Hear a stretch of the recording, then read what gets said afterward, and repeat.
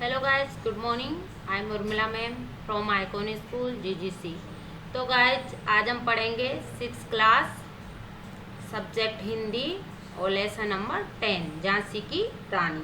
और ये इसकी जो लेखिका है वो सुभद्रा कुमारी चौहान है और उसने झांसी की रानी की वीरता के बारे में इस पाठ में बताया गया है। सिंहासन हिल उठे, राजवंशों ने भ्रुकुटी तानी थी। बूढ़े भारत में फिर आई बूढ़े भारत में भी आई फिर से नई जवानी थी। गुमी हुई आज़ादी की कीमत सबने पहचानी थी। दूर फिरंगी को करने की सबने मन में ठानी थी। चमक उठी सन 57 में, वो तलवार पुरानी थी। बुंदले हर बोलो के मुंह हमने सुनी कहानी थी। खूब लड़ी मर्दानी वो तो झांसी वाली रानी थी। सिंहासन हिल उठे, राजवंशों ने भ्रुकुटी तानी थी। अर्थात इसमें कवयित्री बताती हैं कि जो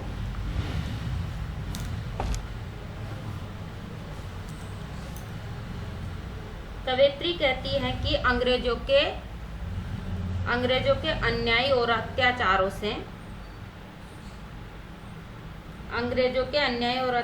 के विरुद्ध भारत के राजाओं ने अपनी भौहें टेढ़ी कर ली थी। अंग्रेजों के अत्याचारों और अन्याय को सहते हुए भारत के राजाओं ने अपनी भौहें टेढ़ी कर ली थी। बूढ़े भारत में आई फिर से नई जवानी थी। और जो बूढ़े भारत, दुर्बल भारत था, उसमें फिर से नई उम्मीद, नई उमंग जगी थी। जवानी, नई उम्मीद जगी थी। गुमी हुई आज़ादी की कीमत सबने पहचानी थी। और जो हमारी आज़ादी खो गई थी उसकी कीमत सबने पहचानी थी। अर्थात सबको अपनी आज़ादी की कीमत महसूस होने लगी थी, सबको एहसास होने लगा था।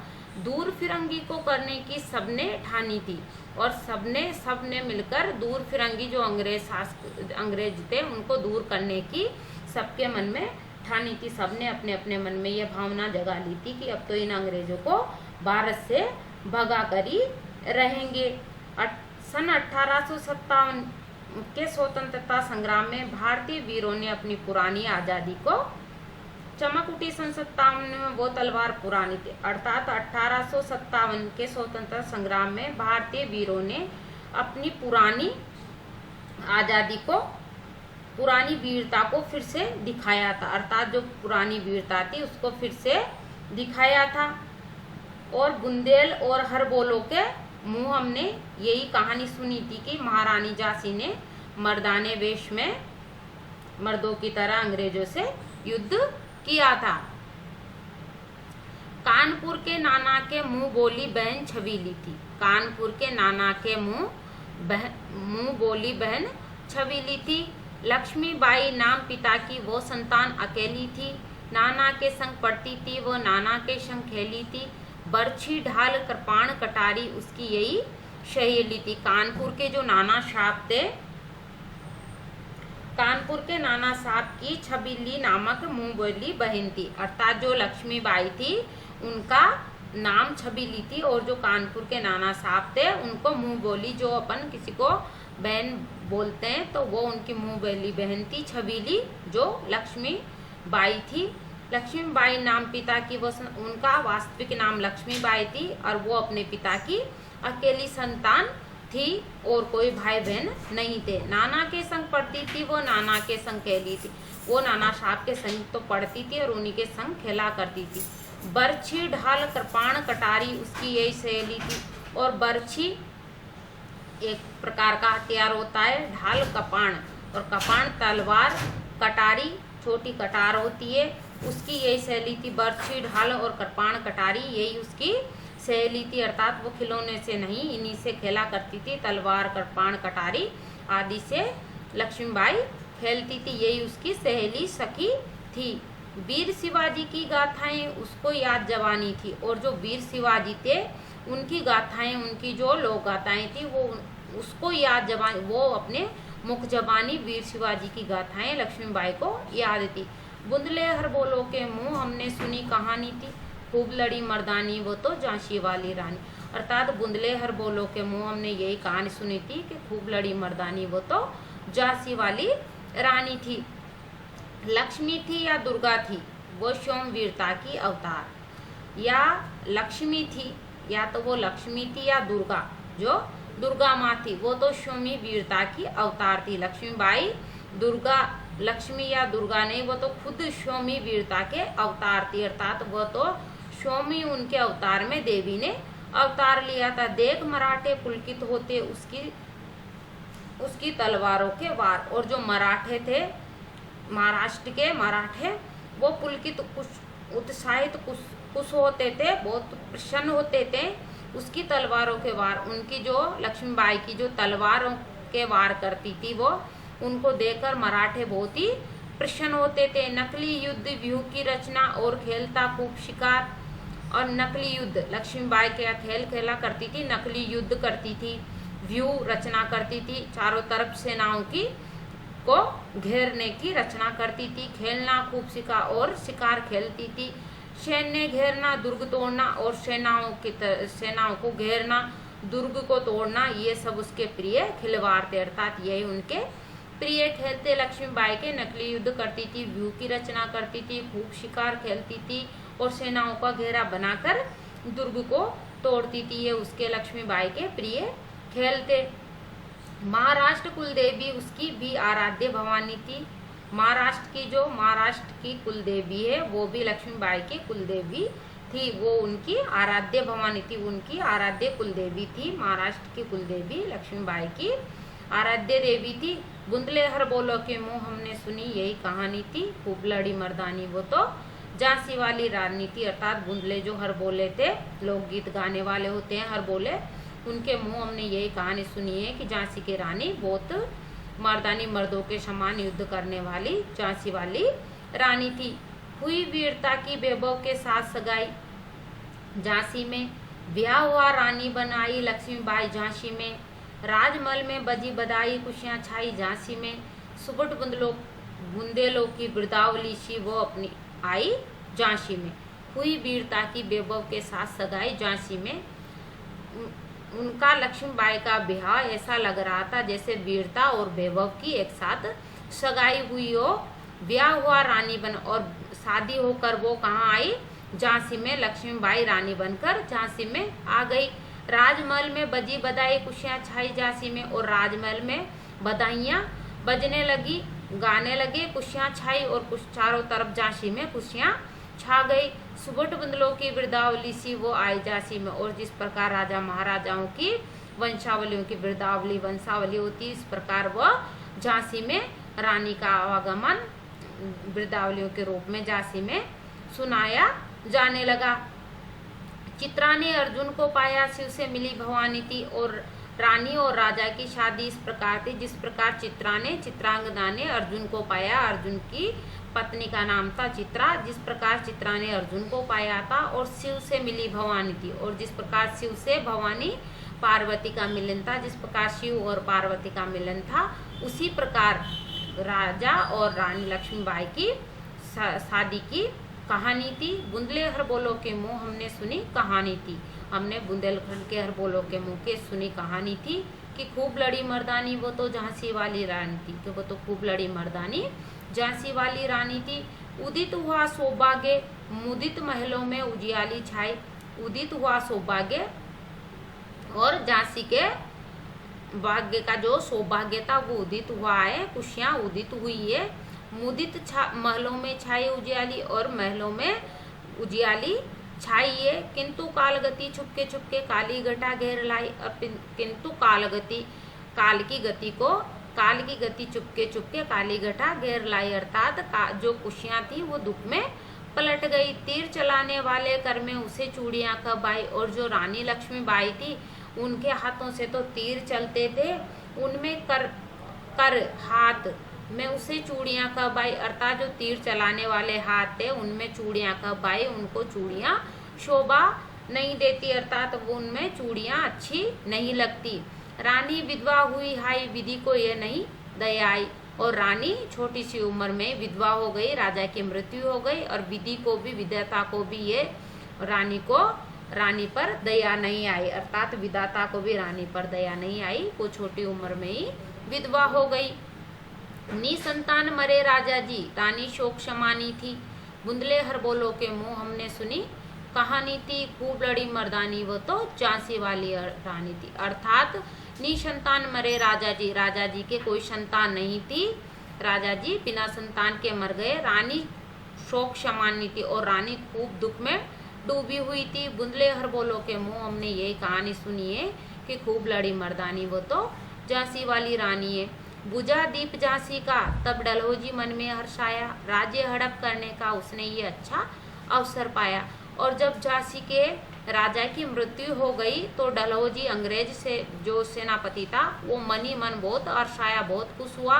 राज्य हड़प करने का उसने ये अच्छा अवसर पाया और उसने ये अच्छा अवसर मिला कि अब तो झांसी को हड़पा जा सकता है, अर्थात झांसी को जीता जा सकता है। फौरन फौजें भेज कर दूर पर अपना झंडा फहराया और तुरंत उसने क्या किया, जैसे उनको खबर मिली कि राजा की मृत्यु हो गई तो तुरंत उन्होंने झांसी के किले पर अपना झंडा अंग्रेजी फौजों को भेजकर झंडा फहराया। लावारिस का वारिस बनकर ब्रिटिश राज्य झांसी आया।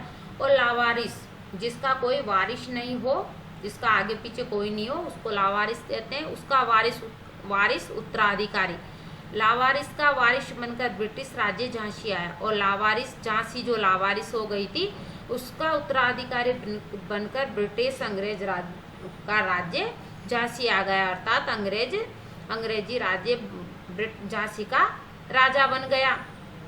अश्रुपूर्ण रानी ने देखा, झांसी हुई वीरानी थी और अश्रुपूर्ण आंखों में आंसू भरे हुए थे। और रानी ने देखा कि झांसी अब वीरानी थी, कि झांसी अब पराई हो गई है, अर्थात झांसी का अपना कोई नहीं, अब झांसी पराई हो गई है।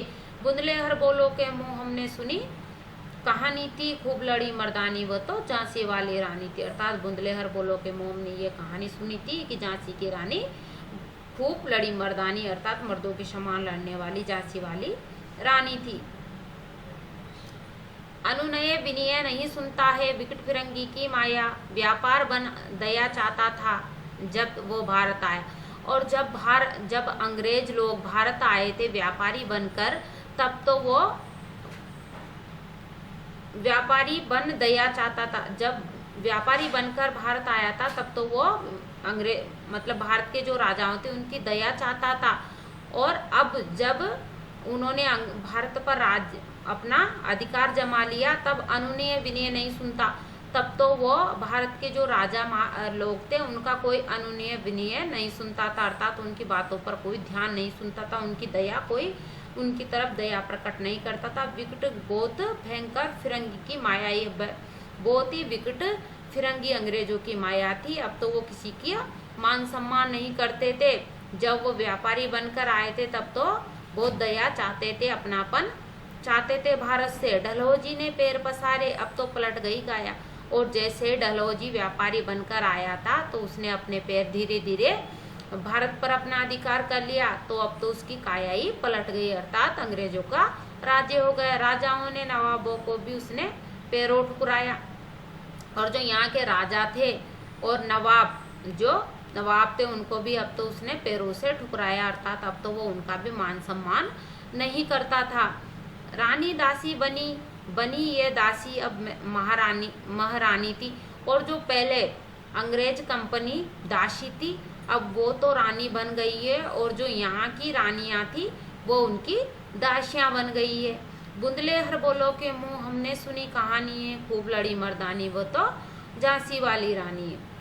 छिनी राजधानी दिल्ली की, लिया लखनऊ बातों बातों, कैद हुआ पेशवा था बिठूर में, हुआ नागपुर का भी घात। उदयपुर तंजौर सतारा, कर्नाटक की कौन विषाद, जबकि सिंध पंजाब ब्रह्म पर अभी हुआ था वज्रनिपात। अर्थात दिल्ली की जो राजधानी थी वो भी उन्होंने छीन ली थी, और लखनऊ तो बातों बातों में ही अंग्रेजों ने कब ले लिया इसका पता ही नहीं चला। और पेशवा में बिठूर को कैद कर लिया था, अर्थात पेशवा में बिठूर को भी अपने कब्जे में कर लिया था। हुआ नागपुर पर भी घात, और फिर उन्होंने नागपुर पर भी आक्रमण कर दिया। उदयपुर तंजौर और सतारा कर्नाटक को, और इनकी उदयपुर तंजौर सतारा की तो कोई विषाद कोई बात ही नहीं थी, जबकि सिंध पंजाब ब्रह्म अभी भी हुआ था वज्रनिपात। और जब बचे थे सिंध, पंजाब और ब्रह्म, उनको भी अभी अभी उन्होंने अपने कब्जे में कर लिया। बंगाले मद्रास आदि की भी तो यही कहानी थी, और बंगाल और मद्रास की भी यही कहानी थी। बुंदलेहर बोलो के मुंह हमने सुनी कहानी थी, खूब लड़ी मर्दानी वो तो झांसी वाली रानी थी। रानी रोई रनिवासों में, बेगम गम से थी बेजार, उनके गहने कपड़े बिकते थे कलकत्ते के बाजार। सरेआम नीलाम छापते थे अंग्रेजों के अखबार, नागपुर के जेवर ले लो, लखनऊ के ले लो नौलख हार।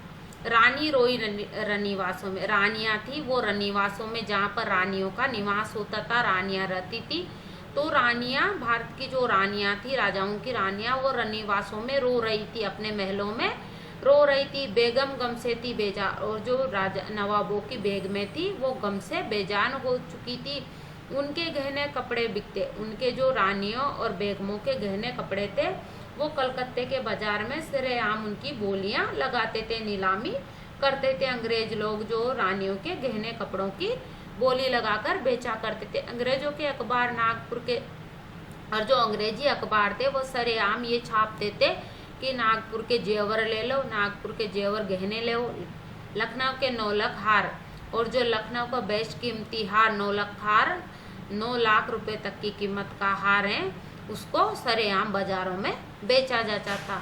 यूँ पर्दे की इज्जत परदेसी के हाथ बिकानी थी, और जो चीजें पर्दे में रहती थी उनको कोई नहीं देख पाता था, वो आज देशी के हाथ, वो लोग विदेशी लोग अपने ही देश में उनको बिकवा रहे थे, अपने ही हाथों से अपनी इज्जत को अपने ही राज्यों में बिकवा रहे थे। बुंदेलखंड बोलो के मुंह हमने सुनी कहानी थी, अर्थात बुंदेलखंड के जो हर बोले थे उनके मुंह हमने ये कहानी सुनी थी कि खूब लड़ी मर्दानी वो तो झांसी वाली रानी थी।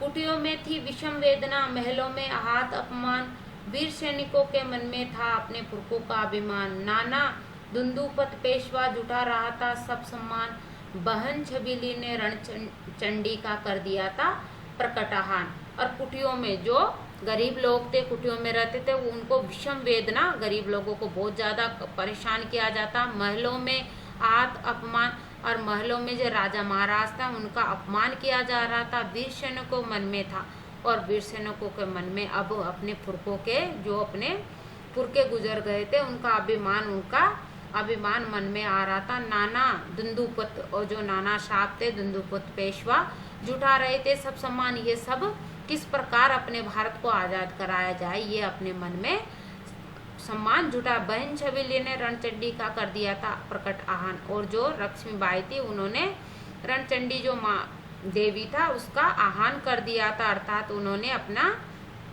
युद्ध छेड़ दिया था। हुआ यज्ञ आरंभ प्रारंभ, उन्हें तो सोई ज्योति जगानी थी, अर्थात यज्ञ प्रारंभ कर दिया, अर्थात युद्ध की आरंभ कर दिया। सोई ज्योति जगानी थी, अर्थात जो भारत के लोग सो गए थे, अर्थात वो गुलामी में जकड़े हुए थे, उनको जगाने की उन्होंने आह्वान कर दिया था। बुंदेलखंड बोलो के मुंह हमने सुनी कहानी थी, खूब लड़ी मर्दानी वो तो झांसी वाली रानी थी। महलों ने दी आग, झोपड़ी ने ज्वाला सुलगाई थी, ये स्वतंत्रता की चिंगारी अंतरम से आई थी, अर्थात महलों ने दी आग, महलों से राजाओं ने आग, अपना युद्ध की घोषणा की। झोपड़ी ने भी ज्वाला, और जो गरीब बेचारे लोग थे उन्होंने भी अपनी आज़ादी के लिए अपने अंदर की ज्वाला को सुलगाई, ये स्वतंत्रता की चिंगारी। और ये जो स्वतंत्रता की चिंगारी अंतरम से आई थी, अंतर मन अपने मन से आई थी। झांसी चेती, दिल्ली चेती, लखनऊ लपटे छाई थी, अर्थात झांसी में भी ये चेतना हुई, दिल्ली भी चेती, और दिल्ली ने भी आह्वान किया। लखनऊ में तो लपेटे छाए, लखनऊ तो पूरी तरह से साता। मेरठ कानपुर पटना ने भारी धूम मचाई, और मेरठ कानपुर और पटना ने भी भारी धूम मचाई, बहुत ज़्यादा बढ़ चढ़कर भाग लिया। जबलपुर कोल्हापुर में भी कुछ हलचल उत्सानी थी, और जबलपुर और कोल्हापुर में भी कुछ हलचल शुरू हो गई थी। बुंदेलखंड बोलो के मुंह हमने सुनी कहानी थी, खूब लड़ी मर्दानी वो तो झांसी वाली रानी थी। इस स्वतंत्रता महायज्ञ में कई वीरवर आए काम, और ये स्वतंत्रता महायज्ञ हुआ जो भारत को, देश को आज़ाद कराने के, उसमें कई वीर काम में आए, अर्थात कई वीर बलिदान हुए। नाना दुंदू पत तातिया, चतुर अजीमुल्ला सरनाम, अहमद शाह मौलवी, ठाकुर कुंवर सिंह सैनिक, अभिराम, भारत के इतिहास गगन में अमर रहेंगे इनके नाम। अर्थात भारत को स्वतंत्र कराने में कई वीर आगे आए, जिनमें नाना साहब, दंदूपत तातिया और चतुर अजीमुल्ला सरनाम, अहमद शाह मौलवी, ठाकुर कुंवर सिंह सैनिक, भारत के इतिहास में गगन में, इतिहास का जो आसमान में, उसमें अमर हो गए इनके नाम। लेकिन आज जुर्म कहलाती है उनकी जो कुर्बानी थी, बुंदलेहर बोलो के मुँह। लेकिन आज अंग्रेज लोग उनकी इस कुर्बानी को जुर्म कहते हैं, अर्थात जुर्म माना जाता है। अंग्रेज लोग इन्होंने देश के लिए जो आज़ादी जान दी, उसको भी ये बेकार समझते हैं, अर्थात जुर्म मानते हैं। बुंदलेहर बोलो के मुँह हमने सुनी कहानी थी, खूब लड़ी मर्दानी वो तो झांसी वाली रानी। इनकी गाथा छोड़ चले हम झांसी के मैदानों में, जहाँ खड़ी है लक्ष्मीबाई मर्द बनी मर्दानों में। लेफ्टिनेंट वाकर आ पहुंचा, आगे बढ़ा जवानों में, रानी ने तलवार खींच ली, वह धुंधो आसमानों में। और इन लोगों की गाथा, हम इनकी जो गाथा थी वो हम झांसी के मैदानों में छोड़कर जा रहे हैं, जहाँ खड़ी है और जहाँ लक्ष्मीबाई मर्द के वेश में खड़ी है, मर्दों के बीच में।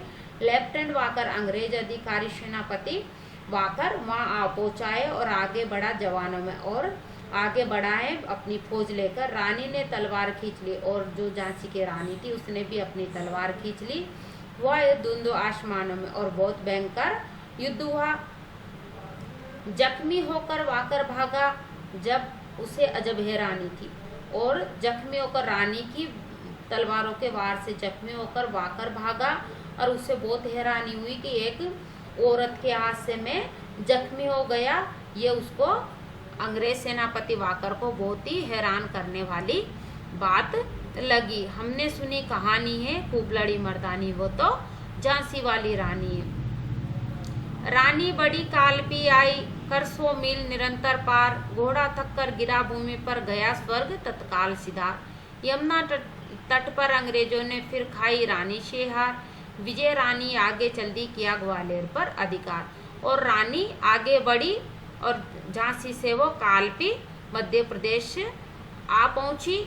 मध्य प्रदेश का एक हिस्सा है, उसका नाम है, जगह है जो जिसका नाम है कालपी। तो वो वहाँ आ पहुंची। 100 मील तक निरंतर पा, और 100 मील तक चलकर वो निरंतर चलकर आई। घोड़ा थक कर गिरा, और इतनी दूर चलकर आने पर घोड़ा, जो रानी का घोड़ा था, वो थक कर गिरा भूमि पर, गया स्वर्ग सिधार। और घोड़ा थक गया था, और वो जैसे ही भूमि पर गिरा, धरती पर गिरा, तो वो तुरंत मर चुका था, अर्थात वह स्वर्ग चला गया था, उसके प्राण उड़ चुके थे। यमुना तट पर अंग्रेजों ने फिर खाई रानी से हार, और जैसे यमुना नदी के तट पर अंग्रेजों ने फिर से रानी का सामना हुआ, और वहाँ भी उन्होंने, अंग्रेजों ने रानी की हार हुई। विजय रानी आगे चल दी, और विजय होकर रानी आगे चल दी, किया ग्वालियर पर अधिकार। और फिर रानी ने किस पर अधिकार कर लिया? ग्वालियर पर। अंग्रेजों के मित्र सिंधिया ने छोड़ी राजधानी थी, बुंदलेहर बोलो के मुँह। और अंग्रेजों के मित्र थे ग्वालियर के राजा सिंधिया, उन्होंने अंग्रेजों का साथ दिया था। तो जैसे झांसी की रानी ने ग्वालियर पर अधिकार किया, तो उन्होंने भी अपनी राजधानी सिंधिया ने ग्वालियर छोड़ दिया। तो बुंदलेहर बोलो के मुँह हमने यही कहानी सुनी है कि खूब लड़ी मर्दानी वो तो झांसी वाली रानी है। विजय मिली पर अंग्रेजों को फिर सेना गिर आई थी, अब के जनरल स्मिथ सम्मुख था, उसने मुंह की खाई थी। कान्हा और मंदरा सखियां रानी के संग आई थी, युद्ध क्षेत्र में उन दोनों ने भारी मार मचाई थी। अब के विजय मिलने पर, अर्थात रानी ने ग्वालियर पर विजय कर ली और फिर वो आगे बढ़ी। फिर अचानक से अंग्रेजों की सेना फिर से रानी की सेना को उन्होंने घेर ली अंग्रेजों ने। अब के जनरल स्मिथ आया, पहले वाकर आया था और अब जनरल स्मिथ सामने, रानी के सामने आ गया। उसने मुंह की खाई थी, अब उसने भी, रानी ने उसका भी सामना किया और उसको भी परास्त किया। कान्हा और मंदरा सखिया रानी संग, और रानी की जो सखियां थी कान्हा और मंदरा, वो भी रानी के साथ आई थी। युद्ध क्षेत्र में दोनों ने भारी मार मचाए थे, और उन दोनों ने भी युद्ध क्षेत्र में बहुत मार मचाई थी, अर्थात बहुत ज्यादा युद्ध किया था, बहुत अंग्रेजी सैनिकों को मारा था, उन्होंने भी अच्छा प्रदर्शन किया था।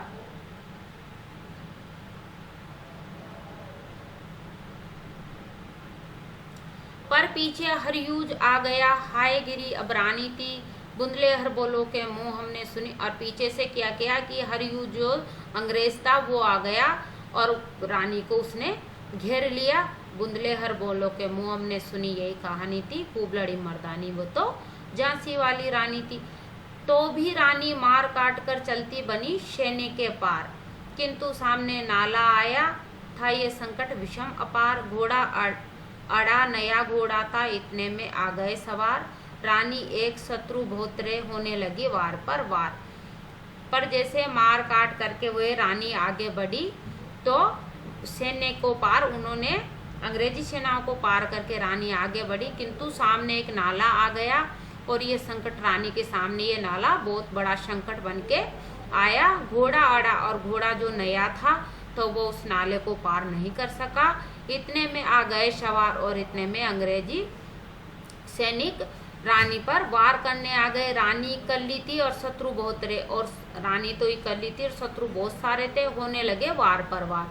तो रानी पर वार होने लगे। घायल होकर गिरी सिंगनी, उसे वीरगति पानी थी, और इतने सैनिकों के से वार पर वार खाते हुए घायल होकर वो सिंगनी की तरह, शेरनी की तरह गिर पड़ी, उसे वीरगति पानी थी। अब तो उसको रानी को मृत्यु आ गई थी, वीरगति वो स्वर्ग को प्राप्त हो चुकी थी। बुंदले हर बोलो के मुंह हमने सुनी कहानी थी, खूब लड़ी मर्दानी वो तो झांसी वाली रानी थी। रानी गई सिदार चिता, अब उसकी दिव्य सवारी थी, मिला तेज से तेज, तेज की वही सच्ची अधिकारी थी। अभी उम्र कुल 23 की थी, मनुज नहीं अवतारी थी, हमको जीवित करने आई बन स्वतंत्रता नारी थी। अर्थात रानी मृत्यु को प्राप्त हो गई, अब तो वह रानी जी चली गई। चिता अब उसकी दिव्य, और उनकी चिता दिव्य सवारी की भांति मिला तेज से तेज, उनकी जो वीरता थी वो तेज सच्ची अधिकारी थी, वही वीरता की सच्ची अधिकारी थी।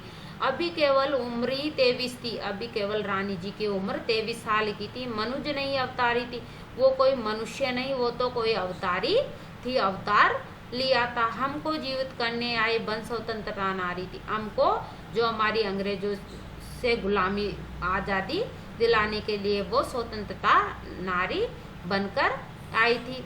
दिखा गई पथ सिखा गई हमको जो सीख सिखानी थी, बुंदले हर बोलो के मुंह हमने, अर्थात रानी जी हमें पथ दिखा गई, रास्ता दिखा गई, हमें सिखा गई जो सीख सिखानी थी, अर्थात हमें जो सीख सिखानी थी, अंग्रेजों को देश से भगाना था, वो हमें दिखा गई और सिखा गई। बुंदले हर बोलो के मुंह हमने सुनी कहानी थी, खूब लड़ी मर्दानी वो तो झांसी वाली रानी थी। जाओ रानी याद रखेंगे हम कर्तव्य भारतवासी, ये तेरा बलिदान जगावेगा स्वतंत्रता अविनाशी। होवे चुप इतिहास लगे सच्चाई को चाहे पासी, हो मदमाती विजय मिटा दे गोलों से चाहे झांसी। अर्थात रानी जी मर गई है, रानी जी अब तुम जाओ, हम तुम्हारा ये उपकार भारतवासी कभी नहीं भूलेंगे, तेरा बलिदान जावेगा स्वतंत्रता, अर्थात जो तुमने बलिदान किया है वो स्वतंत्रता के लिए जाना जाएगा। होवे चुप इतिहास, चाहे इतिहास चुप हो जाए, लगे सच्चाई को पासी, और सच्चाई को चाहे पासी लग जाए। हो मदमाती विजय, और मदमाती विजय होगी, मिटा दे गोलों से चाहे झांसी, चाहे गोलों से झांसी मिटा दे। तेरा स्मारक तू ही होगी, पर ये सब होने पर भी तेरा स्मारक तू ही होगी, अर्थात रानी जी तुम्हारी पहचान तुम ही होगी। तू खुद अमिट निशानी थी, तुम खुद ही अमिट निशानी हो जो कभी न मिट सके, ऐसी निशानी छोड़ के गई है झांसी की रानी, उसको कोई भी नहीं मिटा सकता है। बुंदले हर बोलो के मुंह हमने सुनी कहानी है, खूब लड़ी मर्दानी वो तो झांसी वाली रानी है, अर्थात झांसी वाली रानी के बारे में कहा गया है कविता से।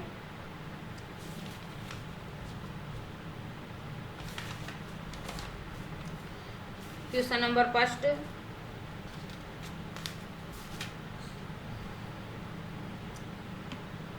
किंतु कालगति चुपके चुपके काली घटा घेर लाई, किंतु कालगति चुपके चुपके काली घटा घेर लाई। इस पंक्ति में किस घटना की ओर संकेत हैं? ये जो पंक्ति है इसमें किस घटना की ओर संकेत किया गया है? तो इस पंक्ति में झांसी के राजा की असमय मृत्यु, जो झांसी के राजा थे उनकी असमय मृत्यु हुई है, उसके बारे में हो जाने और रानी के विधवा हो जाने की घटना की ओर संकेत किया गया है। अर्थात राजा की असमय मृत्यु और रानी का विधवा होने की तरफ संकेत किया गया है।